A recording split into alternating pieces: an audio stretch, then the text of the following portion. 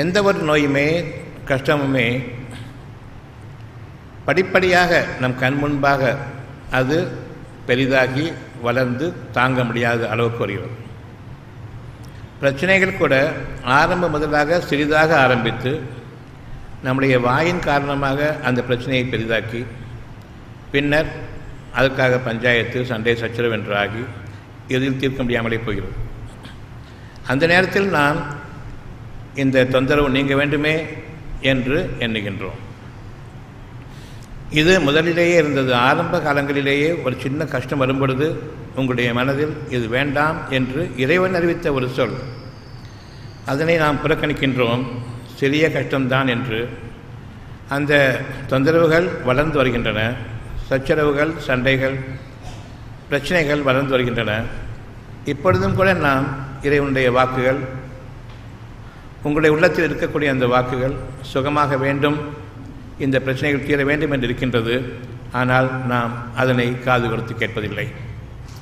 உள்ளத்தில் நாம் செவி சாய்ப்பதில்லை. இன்னும் பிரச்சனைகள் பெரிதாகின்றன. நான் என்னுடைய முயற்சிகளில் பல வழிகளை நான் மேற்கொள்கின்றேன் பிரச்சனைகள் தீர்ப்பதற்காக. அதனுடைய உடல் பிரச்சனையாக இருக்கலாம், என்னுடைய குடும்பத்தின் பிரச்சனையாக இருக்கலாம், சூழ்நிலைகள் பிரச்சனையாக இருக்கலாம். அவ்வளவுக்கும் ஒவ்வொரு நொடி பொழுதும் சிறியதிலிருந்து ஆரம்பித்து உங்களுக்கு உங்களுடைய வாழ்க்கையில் அது பெரும் தொந்தரவை கொடுக்கக்கூடிய அந்த நேரம் வரையில் ஒவ்வொரு மூச்சிலும் இது நீங்க வேண்டும். இந்த துன்பங்கள் துயரங்கள் கூடாது என்று இறைவன் அறிவித்துக் கொண்டிருக்கின்றான். நன்மையான எண்ணங்கள் எதுவாக இருந்தாலும் சரி, நாம் அறிய வேண்டும். இறைவனிடமிருந்து வரக்கூடிய ஒரு உயிர் மூச்சான வாக்குறுதி என்பதை அறிய வேண்டும். அது என்னுடைய எண்ணம் என்று ஒவ்வொருவரும் அதை தன்னுடைய எண்ணமாக கருதுகின்றார்கள். நான் என்னுடைய பிரச்சனைகளிலிருந்து விடுபட விரும்புகின்றேன் என்பது என்னுடைய எண்ணமாக இருக்கின்றது என்று மனிதர்கள் பெரும்பாலும் எண்ணிக்கொண்டிருக்கின்றார்கள். அறிய வேண்டியது நன்மைகள் யாவும் இறைவனிடமிருந்து, பிரச்சனைகள் தீர வேண்டும் என்பது இறைவனிடமிருந்து. ஆனால் பிரச்சனைகள் அதிகமாகும் பொழுது நான் பிரச்சனைகளை தீர்க்க விரும்பவில்லை, மாறாக பிரச்சனையை அதிகரித்துக் கொண்டிருக்கின்றேன். என் இறைவனிடம் நான் திரும்பியிருக்க வேண்டும், இந்த பிரச்சனை வேண்டாம் இறைவனே என்று. அப்பொழுது இறைவன் அறிவிக்கின்றான். அவனுடைய பண்புகளில் ஒன்று, நீங்கள் பணிவை மேற்கொள்ளுங்கள். எப்படி நான் உங்கள் மீது கனிவுடன் இருக்கின்றேனோ, உங்களுடைய தவறுகளை அந்த கனிவின் காரணமாகவும் இரக்கத்தின் காரணமாகவும் விடை பொறுக்கின்றேனோ, நீங்கள் பாவங்களே செய்த போதிலும் நான் மன்னிக்கின்றேனோ, இன்னும் என்னுடைய பண்புகள் நிலையானவையாக இருக்கின்றனோ, உங்களுக்கு உயிரிழக்கக்கூடியதாக இருக்கிறதோ, என்னுடைய பிழை பொறுத்தலும், என்னுடைய பொறுமையும், என்னுடைய மன்னிப்பும், என்னுடைய இரக்கமும் உங்களை எந்த அளவுக்கு உயிரோட்டமுள்ள ஒரு எண்ணத்தை உங்களுக்கு கொடுத்து அந்த மன்னிப்பின் காரணமாக நாம் சீரடைவோம், நம்முடைய பிரச்சனைகள் சீராகும், நம்முடைய துன்பங்கள் நீங்கும், இன்னும் நாம் வாழலாம் என்ற அந்த எண்ணத்தை கொண்டிருக்கின்றீர்களோ, அந்த எண்ணம் சத்தியமானது. இந்த பண்புகளின் காரணமாக அந்த எண்ணம் நிலைத்திருக்கின்றது. உங்களுடைய பண்புகளை நீங்கள் இறை பண்புகளோடு கூடியதாக கருத வேண்டும். ஒவ்வொரு நற்பண்பும் இறைவனிடமிருந்து நமக்காக அளிக்கப்பட்டிருக்கக்கூடிய பெரும் பாக்கியங்களாகும். வானங்களிலும் பூமியிலும் உள்ள அனைத்து நற்பண்புகளும் இறைவனுக்குரியது. அவனிடமிருந்து உங்களுக்காக நற்பண்புகள் கற்பிக்கப்படுகின்றன. இது உங்களுடைய பண்புகளாக இருக்க வேண்டும். நீங்கள் மனித தன்மை உடையவர்களாக விளங்க வேண்டும் என்றால், நான் மனிதனை என்னுடைய பண்புகளை கொண்டு படைத்திருக்கின்றேன். அந்த பண்புகள் வேண்டும் என்று விரும்பக்கூடியவனாக இருப்பான். நம்மில் ஒவ்வொருவரும் அறிந்திருக்கின்றோம், இறைவன் மாபெரும் மன்னிப்பாளன், கருணையாளன். அந்த மன்னிப்பும் கருணையும் மனிதனுக்கு மனிதன் தவறும் பொழுதும், தவறுகள் செய்யும் பொழுதும், பாவங்கள் செய்யும் பொழுதும் அதனை நாம் நடைமுறைப்படுத்த வேண்டுமா வேண்டாமா? இது தொழுகையினுடைய அம்சமாகும். இறைவனுக்கு நான் கட்டுப்பட்டு அவனுடைய கட்டளைகளை கடைபிடித்து தொழுகின்றேன்.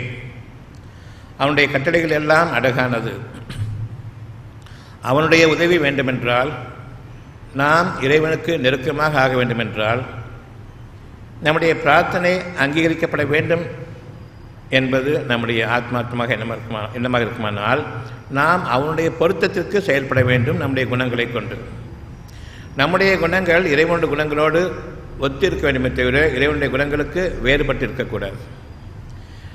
என்னுடைய பிரார்த்தனை எனக்கு நிறைவேற வேண்டி நான் மேற்கொள்ள வேண்டிய வழிமுறை இறைவனுடைய குணங்கள் உங்களுடைய குணங்களாக ஆக வேண்டும். அவ்வளவு அழகான நற்பண்புகள் வானங்களிலும் பூமியிலும் என்னுடைய அந்த நற்பண்பு எதிரொலிக்கக்கூடியதாக இருக்கிறது. இறைவனுடைய வாக்கு வானங்களிலும் பூமியிலும் உள்ள அனைத்து நற்பண்புகளும் அவனுக்குரியதே. நான் அவனிடமிருந்து நற்பண்புகள் வேண்டும் என்று கேட்கின்றேன். நம்மால் பொறுமையாக இருக்க முடியாது. உங்களுடைய எண்ணமாக இருக்க வேண்டும், பொறுமையை நான் வேண்டுகிறேன் இறைவனே. அந்த பொறுமையை நீங்கள் வேண்டும் பொழுது இறைவன் அதனை அங்கீகரிக்கின்றான். அந்த பொறுமை வேண்டும் என்பது உண்மையாக இருக்குமானால், நாம் வேண்டுவது நமக்கே உண்மையாக கேட்கின்றோமா இல்லையா என்பது தெரியும். ஆத்திரம்தான் எனக்கு மிஞ்சி நிற்கிறது பொறுமையை காட்டிலும், அவசரம்தான் எனக்கு மிஞ்சி நிற்கிறது பொறுமையை காட்டிலும். நான் விரும்பிவிட்டேன், ஆனால் அதனை நான் பேண வேண்டிய முறைப்படி பேணுவதில்லை. அதற்காக எந்த சிரத்தையும் எடுத்துக்கொள்வதில்லை. நான் அந்த குணத்தை வேண்டிய பிறகு மீறும் பொழுது பாவ மன்னிப்பு கேட்பதில்லை. உங்களிடம் வாகனங்கள் இருக்கின்றன, நீங்கள் கார் ஓட்டுகின்றீர்கள், ஸ்கூட்டர் ஓட்டுறீங்க, அல்லது பஸ்ஸில் போகிறீங்க. வேகமாக போகணுங்கிற எண்ணம் தான் இருக்கே தவிர சீக்கிரமாக போக மாட்டேங்கிறாங்களேன்னு எண்ணம் தான் இருக்குமே தவிர மற்றபடி அமைதியாக நிதானமாக போய் சேர வேண்டும் என்ற எண்ணம் யாருக்கும் இருக்காது. இந்த குணம் இருக்கும்போதெல்லாம் மனம் அங்கு நிலையாக இல்லை. அந்த மனதில் ஒரு எரிச்சல் ஏற்படுகின்றது.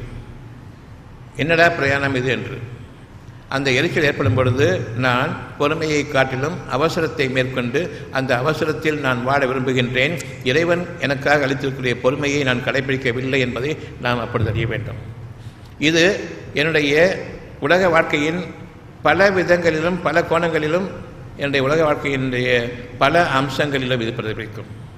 அங்கு இறைவனுடைய உதவி இல்லை. நான் என்னுடைய அவசரத்தை கொண்டும் ஆத்திரத்தை கொண்டும் செயல்பட்டு கொண்டிருக்கின்றேன். நான் இறைவனை தொடவில்லை. இறைவனுடைய அந்த நற்பண்புகள் எனக்கு பிடிக்கவில்லை.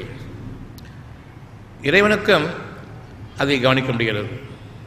என்னுடைய நற்பண்புகள் அவர்களுக்கு வேண்டாம், அவர்களுக்கு பிடிக்கவில்லை. அவசரமும் ஆத்திரமும் பதட்டமும் தான் அவர்களுக்கு தேவை. ஆக என்னுடைய நற்குணங்களுக்கு இணையாக இல்லாததன் காரணமாக, சார்ந்து இல்லாததன் காரணமாக இறைவனும் சற்றே விலகியிருக்கின்றான். நாம் தெளிவாக ஒவ்வொரு விஷயத்தையும் அறியும் பொழுது, என் இறைவனே இந்த குறையை எனக்கு நீக்கிவிடுவாயாக, உன்னுடைய பொருத்தத்திற்கு என்னுடைய குணங்களை நீ மாற்றி அமைப்பாயாக, உன்னுடைய குணங்களோடு என்னுடைய குணங்களை நீ இணைத்து வைப்பாயாக என்ற அந்த பிரார்த்தனை அவ்வப்பொழுது நிறைவேறிவிட வேண்டும். இந்த பிரார்த்தனையை நான் மறந்துவிட்ட போதிலும் நீ எனக்காக அந்த பிரார்த்தனையை நிலைப்படுத்தி வைப்பாயாக இறைவனே என்று உங்களிடம் அந்த ஒரு எண்ணம் இருக்க வேண்டும். இப்பொழுது இந்த பொறுமை வேண்டும் என்ற எண்ணத்தை நான் மேற்கொள்ளும் பொழுது மாபெரும் இறை பண்புகளில் ஒன்றை நான் விரும்பிவிட்டேன். இறை குணங்களில் நான் வாழ ஆரம்பிக்கின்றேன். இப்பொழுதுதான் மனிதன் என்ற அந்த அந்தஸ்துக்கு நான் வருகின்றேன். மனிதன் இறை குணங்களை பெற வேண்டும் என்று விரும்பக்கூடியவனாக இருந்தால் தவிர அவன் மனிதனாக இருக்க முடியாது. மிருகங்களில் ஒன்றாக அவன் இருப்பான். உங்களுடைய உள்ளத்தை நீங்கள் தூய்மையாக்கிக் கொள்ளுங்கள். எனக்கு ஒரு வேதனை இருக்கின்றது, அந்த வேதனை நீங்க வேண்டும், அதாவது சுகம் ஆக வேண்டும். அந்த வேதனை என் மனதில் இருக்கின்றது. நீண்ட காலமாக என்னுடைய உடல் வேதனைகள் அது மனவேதனையாகவும் மாறிவிடுகின்றது.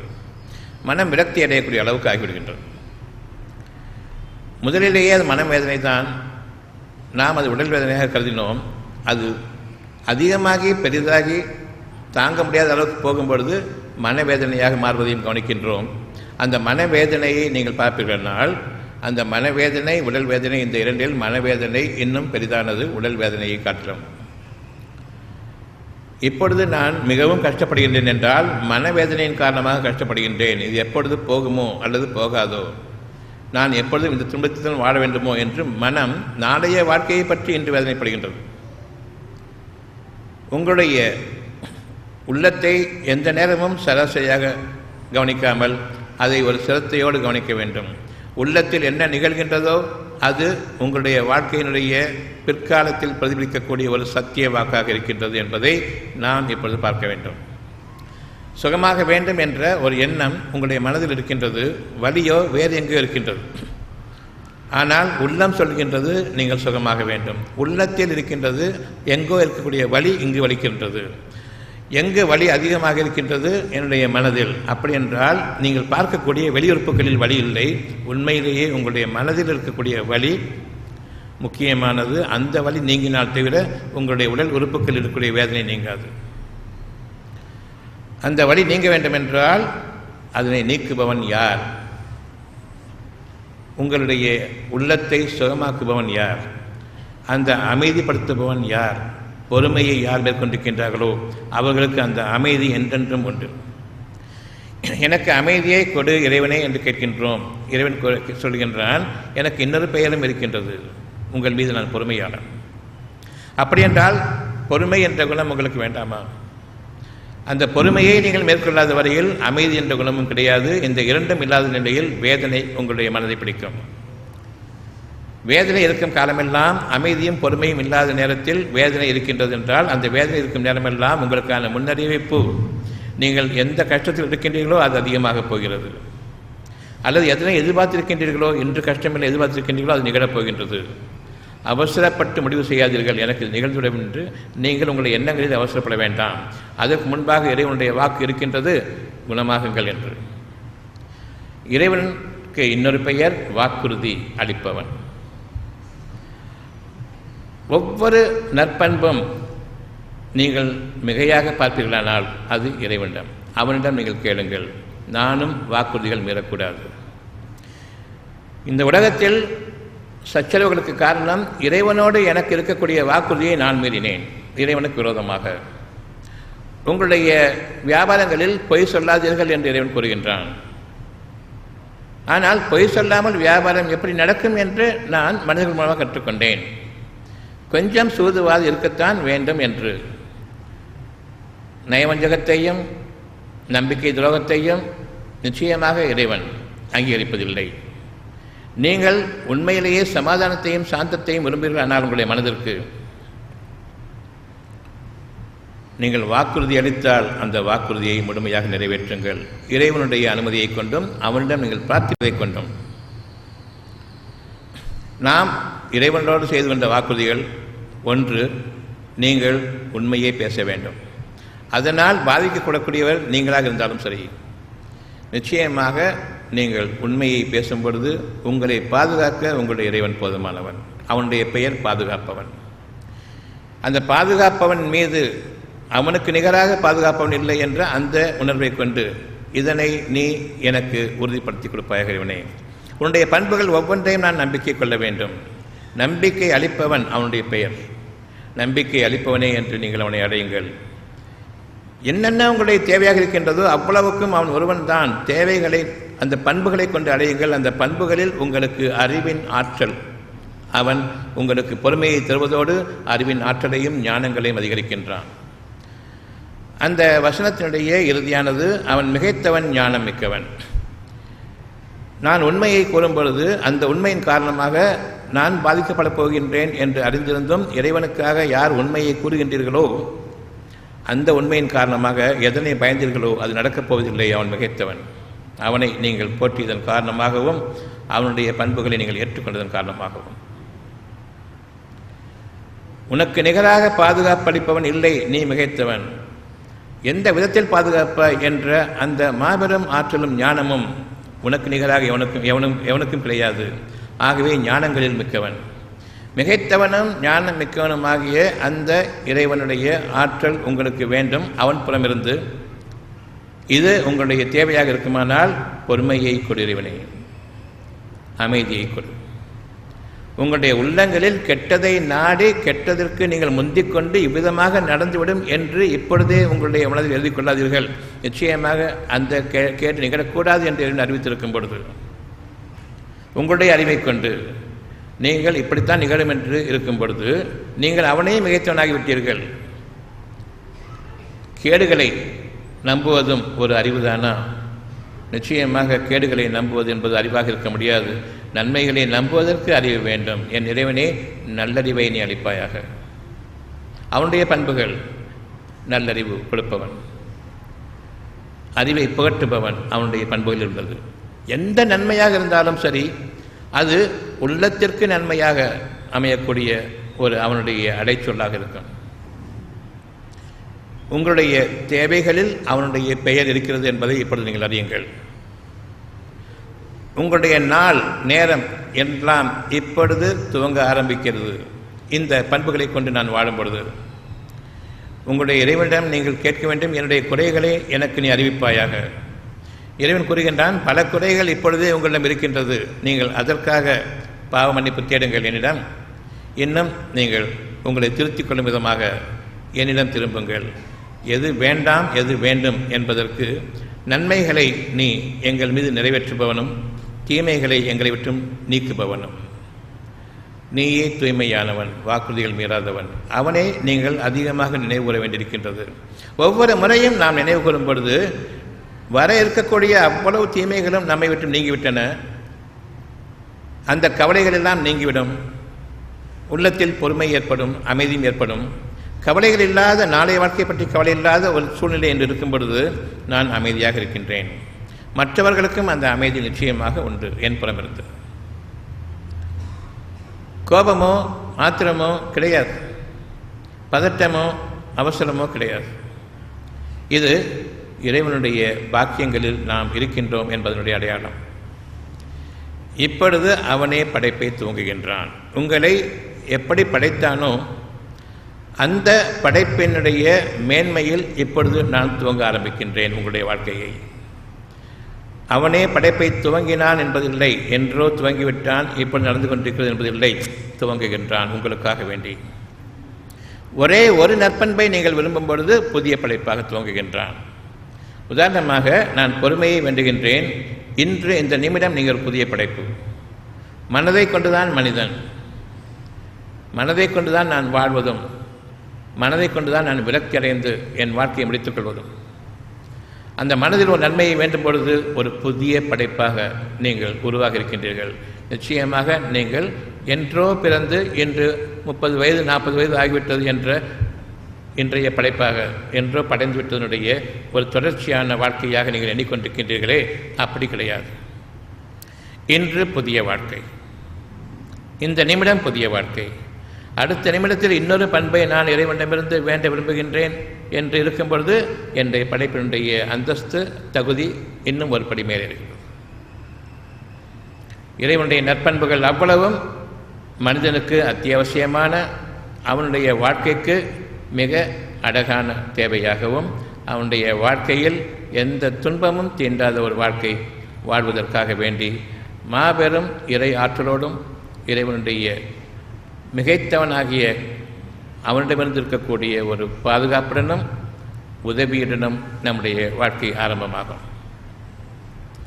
உள்ளத்தில் இருக்கக்கூடிய ஒவ்வொரு நற்செய்தியும் குணமாக வேண்டும், சுகமாக வேண்டும், எல்லோருக்கும் தேவை. பிரச்சனைகள் நீங்கி அமைதியடைய வேண்டும், எல்லோருடைய தேவை. என்னுடைய கேடுகள், அந்தரங்கமான கேடுகள் இருக்கின்றன, அவை தூய்மை அடைய வேண்டும். தூய்மையாளன் இறைவனுடைய பெயர்களில் உள்ளது. பலரும் எண்ணிக்கொண்டிருப்போம், மானக்கேடுகளிலே இருக்கின்றனவே, எப்படி என்னை நான் சுகப்படுத்திக் கொள்வது? என் இறைவனுக்கு விரோதமாக நான் வாழ்ந்து கொண்டிருக்கின்றேன் அந்தரங்கத்தில், அதிலிருந்து விடுபட வழியில்லை என்று பலரும் பெரும்பாலும் நம்முடைய மனதில் கொண்டிருக்கின்றோம். என்னை விட்டும் என்னுடைய மானக்கேடுகள் நீங்கவில்லை, இதற்காக என் இறைவன் என்னை தண்டிப்பானோ? நிச்சயமாக இறைவனுடைய வாக்கு, இறைவன் அசுத்தத்தை வெறுக்கின்றான். என்னோடு இருக்கக்கூடிய மானக்கேடுகள் அனைத்துமே அசுத்தங்களை தாங்கி நிற்கின்றன. இந்த நிலையில் இறைவனுடைய அனுகிரகம் எனக்கு கிடைக்குமா? நான் கைவிடப்படுவேனா, நான் பாதுகாக்கப்படுவேனா, உயர்த்தப்படுவேனா என்று எனக்கு தெரியாத நிலையில் என் மனம் கெட்ட சக்திகளால் உந்தப்படுவதாக இருக்கின்றது. இதுவரையில் நாம் நல்ல சக்திகளை பற்றி, இறைவனுடைய மேலான நற்குணங்களை பற்றி பார்த்து கொண்டிருந்தோம். இந்த நிலையின் போது கெட்ட சக்திகளும் இருக்கின்றன என்பதை நாம் அறிய வேண்டும். அந்த கெட்ட சக்திகளுடைய ஒட்டுமொத்தத்தை நாம் ஷைத்தான் என்று கூறுவோம். நான் அசுத்தமான எண்ணங்களில் இருக்கின்றேன் என்று கூறும் பொழுது நாம் இறைவனை நினைவு கூற வேண்டும். உங்களுடைய பலவீனத்தை அவன் நிச்சயமாக நன்கறிந்தவன். அதன் காரணமாகத்தான் அவன் உங்கள் மீது கருணையாளன், பொறுமையாளன், மன்னிப்பவன், அளவில்லாத அருளாளன், நிகரில்லாத இரக்கமுடையவன் என்ற அந்த இறைவனுடைய பண்பை நீங்கள் போற்றிய வண்ணமாக அவனை நம்பிக்கை கொள்ளுங்கள். நிச்சயமாக என்னுடைய அசுத்தத்தை இறைவன் பொறுத்தருள்வான். என்னுடைய மானக்கேட்டை இறைவன் நினைவற்றும் நீக்குவான். சந்தேகமே இல்லை என்ற அளவுக்கு இறைவனை பற்றி இந்த நிலையில் நீங்கள் சந்தேகத்தை நீக்கிவிடுங்கள். இதன் காரணமாக பல சூழ்நிலைகளில் நாம் சிக்கிக் கொண்டிருக்கின்றனோ என்ற அந்த எண்ணம் இறைவனை நம்பிய பிறகு வரக்கூடாது. அதனையும் மீறி கெட்ட சக்திகள் ஷைத்தான் பேசுவனால் நீங்கள் இவ்வளவு கஷ்டத்தில் இருக்கின்றீர்கள், உங்களுடைய மானக்கேடுகள் உங்களுக்கு நீங்கவில்லை, நீங்கள் ரகசியமாகவும் அந்தரங்கமாகவும் உங்களுடைய அசுத்தங்கள் இருக்கின்றீர்கள் என்பதை இறைவன் அறிய மாட்டானா? அதுக்குரிய தண்டனை தானே உங்களுக்கு. நீங்கள் இதை விட்டும் நீங்கள் திருந்தாத வரையில் உங்களுக்கு தண்டனை போகாது என்று கூறக்கூடிய அந்த கெட்ட வார்த்தைகள் இருக்கின்றன. அவன் கூறுவதற்கு முன்பாக, அந்த கெட்ட சக்தி கூறுவதற்கு முன்பாக நமக்கே தெரியும் நாம் அசுத்தமாக இருக்கின்றோம் என்பது தெரியும். இறைவனிடம் நெருங்க முடியாது என்று. ஏன் மானக்கேடான விஷயங்கள் நமக்கு வேண்டாம் என்றால் இறைவன் அசுத்தத்தை வெறுப்பவனாக இருக்கின்றான். இறைவனிடம் நான் செல்லும் பொழுது தூய்மையாக செல்ல வேண்டும், தூய்மையாக திரும்ப வேண்டும் என்று ஒவ்வொருவருக்கும் தெரியும். அப்படியானால் நான் அசுத்தமாக இருக்கக்கூடிய நிலையில் நான் திரும்புவதற்கும் வழியில்லை, கஷ்டங்களும் எனக்கு மிக அதிகமாக இருக்கின்றது, என்ன செய்வது என்று தெரியாத நிலையில் நான் பேதலிக்க வேண்டிய அவசியமில்லை. இறைவன் மன்னிப்பவன். என் இறைவனே, நீ என் பலவீனத்தை அறிந்தவன், எனக்கு ஒரு புதிய படைப்பாக நீ அமைத்துக் கொடு. இந்த எண்ணங்கள் என்னுடைய இருதயங்களில் வேண்டாம் என்று முழுமையாக நான் உன்னிடம் ஒப்படைக்கின்றேன், ஏற்றுக்கொள்வாயாக. கொஞ்சம் அரைகுறையாக ஒப்படைத்திருந்தாலும் முழுமையாக நீ ஏற்றுக்கொள்வாயாக இறைவனே என்று இன்னும் அவனிடம் பொறுப்பேற்படுத்துங்கள். நிச்சயமாக இறைவனுடைய இன்னொரு பண்பு இருக்கின்றது, பொறுப்பேற்றுக் கொள்வதில் சிறந்தவன். வானங்களிலும் பூமியிலும் எதிர்க்கக்கூடியதாக இருக்கின்றது அவனுடைய பண்புகள் ஒவ்வொன்றும். அதில் நீங்கள் வேண்டும் பொழுது நீங்கள் வானங்கள், பூமி ஆகியவற்றினுடைய அவ்வளவு மாபெரும் சக்தி திரட்சியாலும் கவனிக்கப்படுகின்றீர்கள் என்பது உண்மை. வானங்களையும் பூமியையும் வீணுக்காக படைக்கவில்லை. உங்களுடைய இருதயங்கள் எந்த அளவுக்கு விசாலமாக இருக்கின்றது, தூய்மையை விரும்புகின்றது, நம்பிக்கை கொள்கின்றது, மாபெரும் இறை ஆற்றலை கொண்டு என்று வானங்களும் பூமியும் கவனித்துக் கொண்டிருக்கின்றன. ஒரு சிறிதளவு கூட அவநம்பிக்கை ஏற்படக்கூடாது இறைவனுடைய பண்புகளை பற்றி. அந்த பண்புகளில் ஒன்றுதான் நீங்கள் சுகமடைய வேண்டும் என்று விரும்புகின்றீர்களே, அந்த பண்பு. சுகமளிப்பவன் அவன், அவனை தவிர சுகமளிப்பவன் இல்லை. தூய்மையாக அவனுக்கு நிகராக எவனும் இல்லை. எதுவும் சுகப்படுத்தாது. அவனுடைய ஒரு ஆற்றல் மிகைத்தவன் என்ற அந்த ஒரு சொல் அங்கு இருக்கின்றது. மாபெரும் ஆற்றல் மிக்கவன், மிகைத்தவன், ஞானம் மிக்கவன். இந்த ஆற்றலையும் இந்த மிகையான இறைவனுடைய பெரும் பாக்கியமிக்க ஆற்றல் மிக்க அந்த குணங்களையும் கொண்டு நீங்கள் அவனை அடைக்கும் பொழுது அதிலிருந்து ஒரு பகுதி நிச்சயமாக உங்களுக்கு நிறைவேறும்.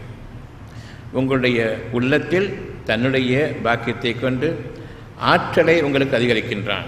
அந்த ஆற்றல் அறிவாற்றல். அந்த அறிவு உலகத்தினுடைய பொது அறிவல்ல, புது அறிவு. நீங்கள் படைப்பாக, புதிய படைப்பாக உங்களுடைய வாழ்க்கையை துவங்க ஆரம்பிக்கின்றீர்கள். அவனே படைப்பை துவங்குகின்றான். உங்களிடமிருந்து எந்த முயற்சியும் அவன் எடுக்க சொல்லவில்லை. நான் உங்களை கவனிக்கின்றேன், நான் உங்களுக்கு ஆற்றலை தருகின்றேன், நானே அவனே படைப்பை துவங்குகின்றான். நீங்கள் விரும்பினால் போதுமானது. பிரார்த்தனை என்பது எனக்கு நான் சம்பாதித்த தீமைகளை விட்டும் காப்பாற்று என்பதில்லை. எந்த தீமையை என் குணம் சம்பாதித்ததோ அந்த குணத்தை என்னை விட்டும் நீக்கிறவனே என்பது பிரார்த்தனையாக இருக்கிறது. நீங்களும் உங்கள் குடும்பத்தினரும் நோய் நொடியற்ற ஆரோக்கியமான மன அமைதியான வாழ்க்கை வாழ ஆசையா? நாட்பட்ட தீராத நோய்களிலிருந்து மருந்து மாத்திரை ஊசி இல்லாமல் குணமடைய ஆவலா? அப்படியானால் இன்றே வாங்கி படியுங்கள். டாக்டர் பஸ்லூர் ரஹ்மான் அவர்கள் எழுதிய உடல் நலம் மனநலம் காத்து ஆரோக்கிய வாழ்க்கைக்கான முத்தான 15 மருத்துவ களஞ்சியம். அருமையான புத்தகங்கள் இதோ. எளிமையான முறையில் அக்குபஞ்சர் கற்றுக்கொள்ள உதவும் அருமையான புத்தகம் புதிய அக்குபஞ்சர் உங்களுக்காக. ஆசிரியர் டாக்டர் பஸ்லூர் ரஹ்மான் அவர்கள். படித்து நடைமுறைப்படுத்த வேண்டிய அரிய புத்தகம். விலை ரூபாய் 400. நோய்களிலிருந்து பாதுகாத்துக் கொள்ள உதவும் மருத்துவ களஞ்சியம். மருந்துகளால் வரும் நோய்கள். ஆசிரியர் டாக்டர் பஸ்லூர் ரஹ்மான் அவர்கள். விலை ரூபாய் 250. நீங்கள் ஒவ்வொருவரும் வாழ்க்கையில் வெற்றி பெற வேண்டுமா? நீங்கள் வாங்கி படிக்க வேண்டிய, உங்கள் வாழ்க்கையில் கடைபிடிக்க வேண்டிய அருமையான தொகுப்பு டாக்டர் பஸ்லூர் ரஹ்மான் அவர்கள் எழுதிய வெற்றிக்கு மேல் வெற்றி. விலை ரூபாய் 350. நோய் நொடியற்ற வாழ்க்கைக்கு உதவும் பயனுள்ள மருத்துவ கதைகள் பாகம் 1.